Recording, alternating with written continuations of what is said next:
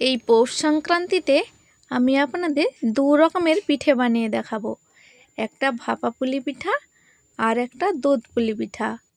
তার জন্য আমি পিঠেগুলোকে একেবারে ছোট ছোট করে বানিয়েছি। আপনারা চাইলে মাঝারি বা বড় আকারে বানাতে পারেন। এই ছোট ছোট পিঠেগুলো দেখতে দারুণ লাগে আর খেতেও দারুণ লাগবে। যখন এটা ভাপা পুলি পিঠা বানাবেন বা দুধ পুলি পিঠা বানাবেন, এর স্বাদ যেন দুগুণ বেড়ে যাবে। এইভাবে একবার বাড়িতে বানিয়ে দেখুন, আপনি নিজেই বিশ্বাস করতে পারবেন না যে সত্যি এই ছোট ছোট পিঠে বানালে খেতে দারুণ লাগে। তার জন্য আমি নিয়ে নিয়েছি হাফ বাটি চালের গুঁড়ো, বাজারের চালের গুঁড়ো। এটা অল্প অল্প জল দিয়ে চালের গুঁড়োটাকে মিশিয়ে নিচ্ছি।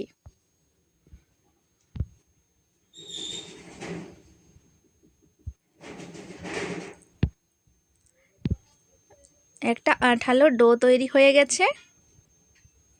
দিয়ে দিচ্ছি স্বাদ মতো নুন। নুনটা দিয়ে ভালো করে মিশিয়ে নিয়েছি।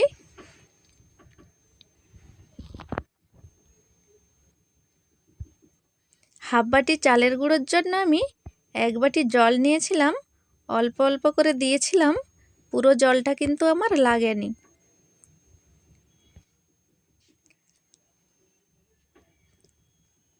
দেখুন এতটা জল বেঁচে গেছে। ডোটা তৈরি হয়ে গেছে। এইবার আমি একটা থালার মধ্যে উঠিয়ে নিচ্ছি। আর এদিকে আমি কড়াইতে নারকেল কুঁড়ো দিয়ে দিয়েছি। চাইলে আপনারা চিনি দিয়ে বানাতে পারেন। আমি খেজুর গুড় দিয়ে বানিয়ে নিচ্ছি পুরটা। ভালো করে নেড়ে চেড়ে মিক্স করে নিচ্ছি খেজুর গুড়ের সাথে। দিয়ে দিচ্ছি এলাচ গুঁড়ো। আবারও ভালো করে মিক্স করে জলটা শুকিয়ে নিচ্ছি।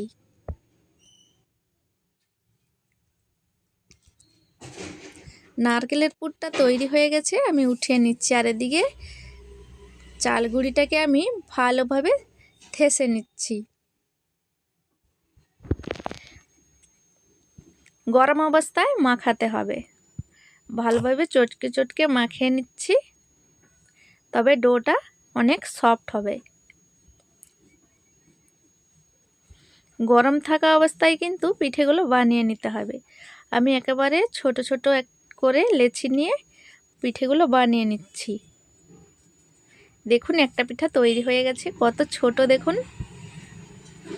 এইভাবে করে পিঠেগুলো আমি বানিয়ে নিচ্ছি।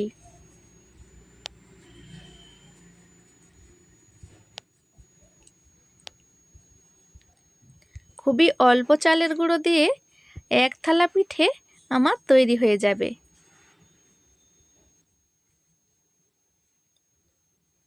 আবারও একটা পিঠে তৈরি হয়ে গেছে। দেখুন কতগুলো পিঠে তৈরি করে নিয়েছি।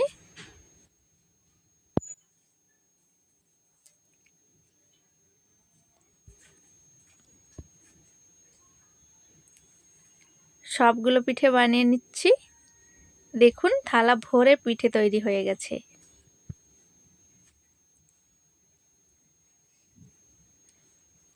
এইবার আমি একটা স্টিমে জল গরম করতে বসিয়েছি। এইবার আমি পিঠেগুলো দিয়ে দিচ্ছি। পিঠেগুলোকে আস্তে আস্তে করে বসাতে হবে। এইভাবে পিঠেগুলো বসিয়ে দিয়েছি। এবার ঢাকাটা লাগিয়ে 10 মিনিট স্টিম করে নিয়েছি। দেখুন পিঠেগুলো তৈরি হয়ে গেছে, সেদ্ধ হয়ে গেছে।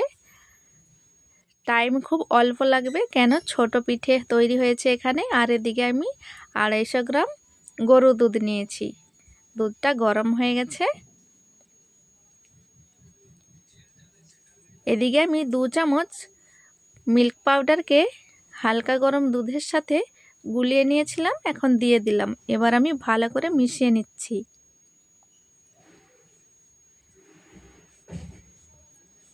এদিকে আমার সব পুলি পিঠেগুলো তৈরি হয়ে গেছে।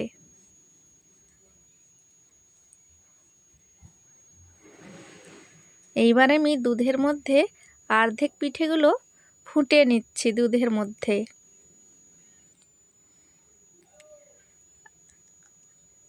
আর এদিকে আমার সেদ্ধ পুলিগুলো তৈরি হয়ে গেছে। আর ডাইরেক্ট আমি চিনি বা গুড় দেইনি দুধের মধ্যে, আমি এইভাবে ওপর থেকে ছড়িয়ে দিচ্ছি। তো তৈরি হয়ে গেছে আমার পিঠেগুলো, একটা ভেঙে দেখাচ্ছি। দেখুন কতটা সুন্দর হয়েছে পিঠেটা। এইভাবে পিঠে বানালে খেতে দারুণ লাগবে। তো ফ্রেন্ডস, আমার রেসিপিগুলো যদি ভালো লেগে থাকে লাইক কমেন্ট শেয়ার করে চ্যানেলটিকে সাবস্ক্রাইব করে দেবেন।